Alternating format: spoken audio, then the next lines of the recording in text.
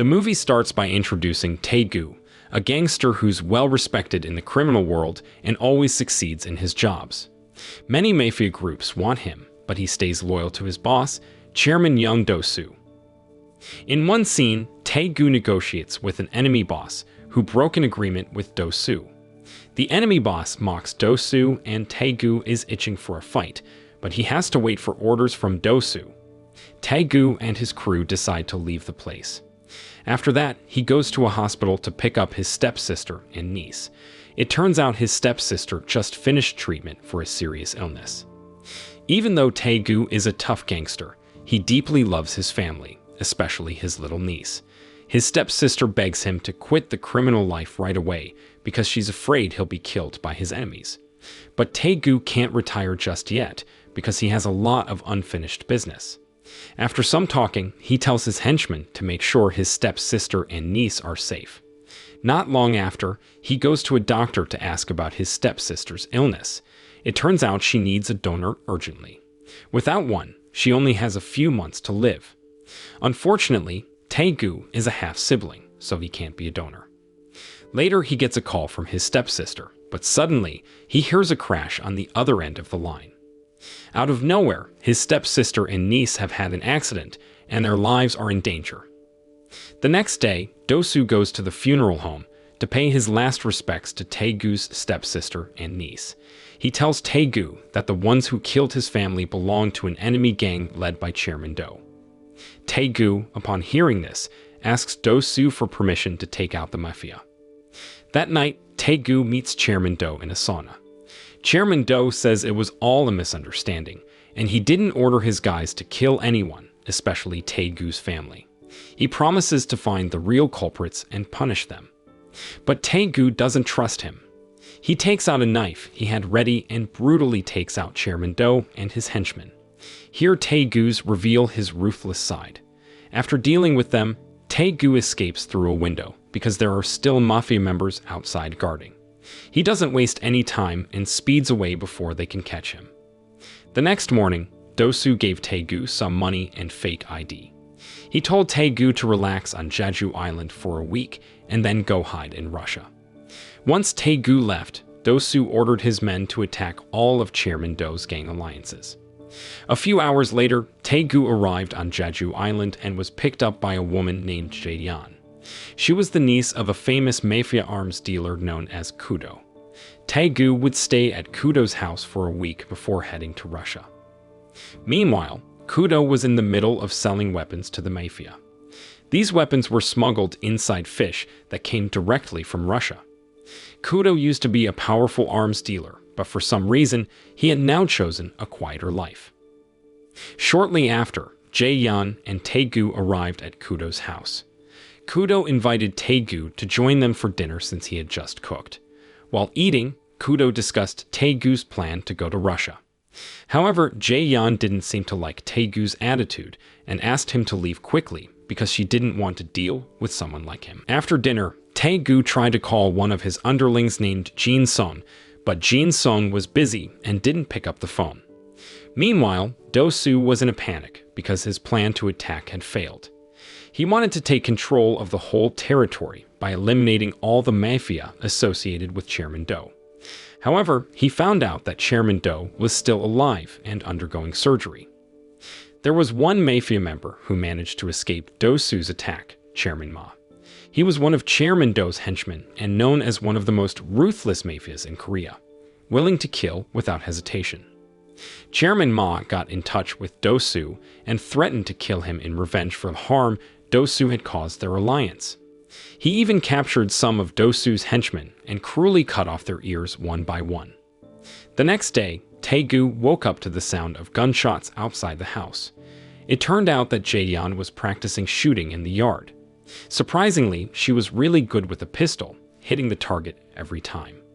Then, she played a prank by pretending to point the pistol at her head, which shocked Jadu, but it was already empty.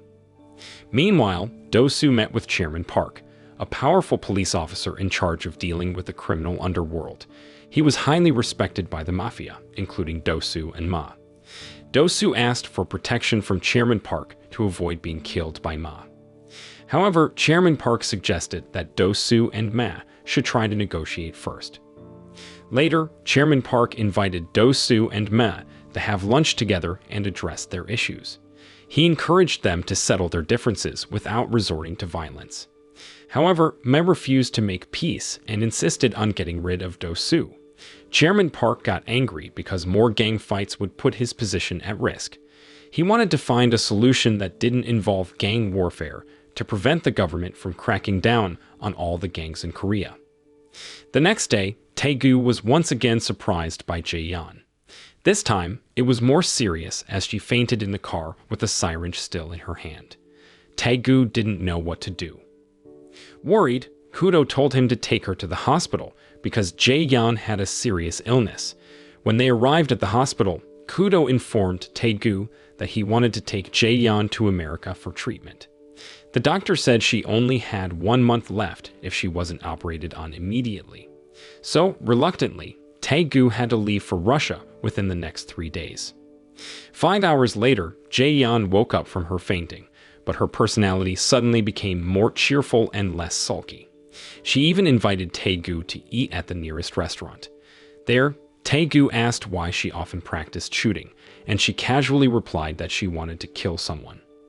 On their way back to Kudo's house, they were intercepted by the police conducting a raid. Luckily, Tae-gu managed to avoid the raid and continued his journey. However, Jae-yeon had too much alcohol and was heavily intoxicated. While on the way, Tae-gu received a call from Do-soo. He was instructed to pack his belongings because Do-soo would pick him up at Jeju Island Airport the next day. What he didn't know was that the call was a trap, and Do-soo was forced to sacrifice Tae-gu to save himself from mass brutality. On the other hand, Chairman Park also agreed to the idea. They thought that if Tae-gu became the scapegoat, the Central Police wouldn't discover the affairs of these two gangsters. Meanwhile, Kudo was in the middle of a transaction with his regular mafia customers, along with some Russian mafia members.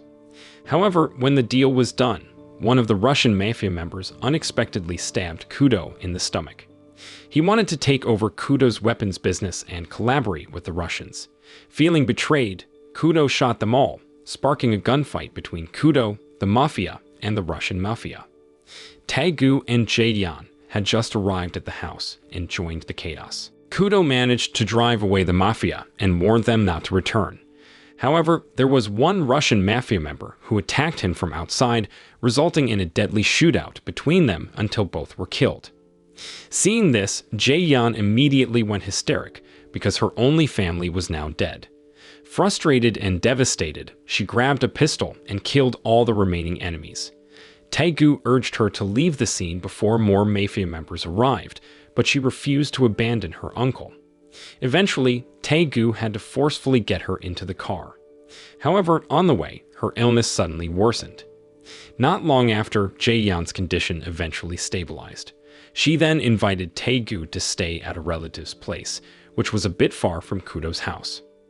That night, they had a conversation in the yard of the house. Jae-yeon shared her tragic past, explaining how both her parents had been brutally murdered by the Russian mafia. At that time, Kudo had made it his mission to seek revenge by eliminating everyone involved in her family's murder. But now Jae-yeon felt sad because Kudo was no longer in this world. Since that night conversation, Tae-gu and Jae-yeon had grown closer. They had breakfast together and explored the beautiful streets of Jeju Island. Later, Tae-gu said goodbye to Jae-yeon as he needed to meet Do-soo at the Jeju Island airport. However, Jae-yeon had a bad feeling and sensed that something was wrong with this situation. Despite her unease, Tae-gu left for the airport as planned. As it turned out, Jae-yeon's intuition was correct. Do-soo arrived at the airport with Ma's henchmen, preparing to trap Tae-gu.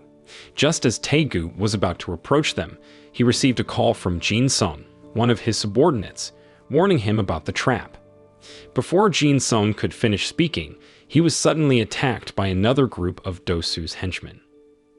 Upon hearing Jin-sung's warning, Tae-gu decided to leave the airport. However, Ma's henchmen quickly pursued him. Reluctantly, Tae-gu had to engage in a fight with them. Afterward, he got into his car and drove away at high speed, leading to a car chase. On the roads, their cars collided. Unfortunately, the mafia managed to surround Taegu in the middle of the road and began attacking him while he was still in the car. Through sheer brutality, Taegu fought back and eliminated them one by one. Soon after, the police arrived at the scene of the clash. Taegu took advantage of the chaos to make his escape. Meanwhile, Ma confronted Dosu for the failure of their trap. Fearing another beating, Dosu came up with a plan.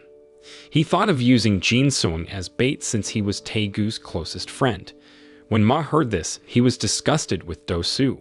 Ma was ruthless, but he never put his friends in danger like Dosu did. On the other side, Taegu wanted to escape with Jadu, but it turned out she was at her uncle's warehouse getting some stuff. Ma and Dosu quickly arrived at the place and took Jadu hostage. Ma then called Taegu and told him to surrender within an hour, or he would harm Jin-sung and Jadu. Before Taegu went to the place, Ma allowed Jadu to talk to him. She asked him to leave because Ma would surely hurt him. She was willing to sacrifice herself, especially since she had only a month left to live. Taegu, on the other hand, was determined to go. He didn't want to be like Dosu, selfish and cowardly. While waiting for Taegu, Ma tried to talk to Jadu because he used to be under Kudo when she was a child. Meanwhile, Taegu finally reached his destination and was immediately attacked by the mafia, further injuring himself. They brought Taegu in front of Ma, and Taegu asked Ma to keep his promise to let Jin-sung and Jadu go. But it turned out that Jin-sung had been killed on the way there, and Dosu was responsible for it. Ma got really angry because he hated people who broke promises. Taegu also lost control in front of his old boss. Dosu, not happy with the scolding, suddenly attacked Taegu and started beating him up. But once again, Ma stepped in to stop Dosu from going off track. He beat Dosu until he fell to the ground. Then Ma told Taegu that Dosu was behind the deaths of his sister and niece. Not only that, Dosu falsely accused Chairman Do's gang and Mana's gang of trying to take over the whole city.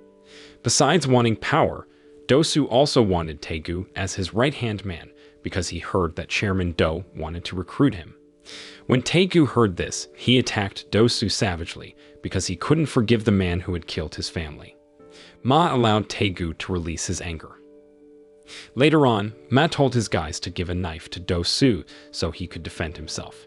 The deal with Chairman Park was that Dosu shouldn't die. But when Taegu stabbed him with the knife, he got even more furious. So Ma had his guys stab Taegu from behind. Ma actually wanted to save Taegu and kill Dosu, but he had an agreement with Chairman Park.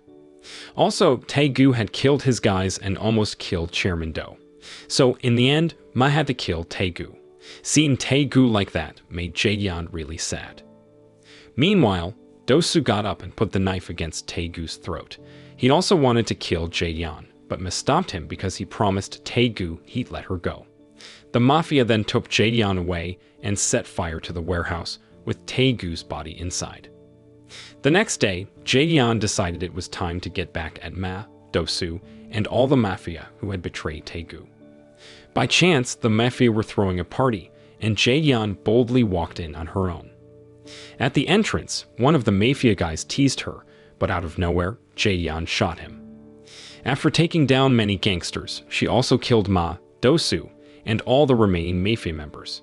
She made sure to give Dosu extra shots until his body was beyond recognition. In the end of the movie, Jadu stood by the sea with a faint smile. She hoped her revenge had made up for all the suffering Taegu and she had gone through. And that's how the movie ended. Moral lesson from the story: even the most fearsome gangsters can realize that family comes before everything else. But remember, empty pistol pranks can have surprisingly explosive results.